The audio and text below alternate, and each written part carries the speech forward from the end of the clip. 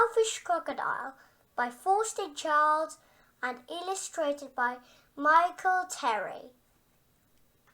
Deep in the forest, in the river, lived a large crocodile. He was a very selfish crocodile. He didn't want any other creature to drink or bathe in the river. He thought it was his river. Every day he shouted to the creatures of the forest, "Stay away from my river!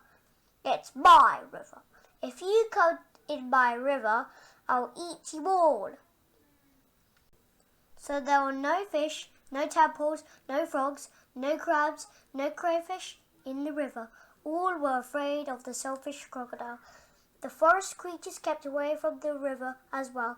Whenever they were thirsty, they went for miles to drink in other rivers and streams. Every day, the crocodile lay on his great big back in the sun, picking his big sharp teeth with a stick.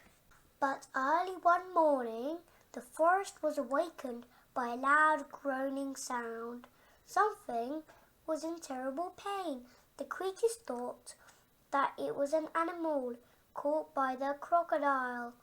But as the sun came out brightly, they saw that it was the crocodile who was in pain. He was lying on his big back, holding his swollen jaw, and he was crying real tears. The creatures drew closer, but not too close. Some of the creatures felt sorry for the crocodile.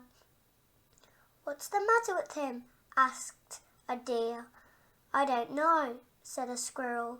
"Maybe he's going to die," chirped a blackbird. "If that happens, it will be safe to go in the river," grunted a wild pig. The animals thought about this. They hung from branches, they hung from vines, they buzzed in the air, and they shook their heads. As they watched the great big crocodile in pain, no animal tried to help. Suddenly a little mouse appeared, sniffing the air. He ran along the crocodile's tail, then onto his tummy. The other creatures stared. "Look at that mouse!" chattered a monkey. "He's either very brave or mad. He's going to be eaten for sure," said an iguana. The mouse crept along the crocodile's big neck and into his open mouth. There was a hush in the forest. The mouse got hold of something and pulled and pulled and pulled.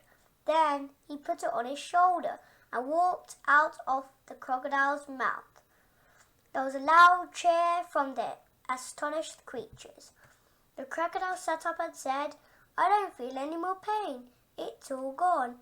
Then he saw the mouse walking down his tummy, carrying an enormous crocodile tooth on his shoulder.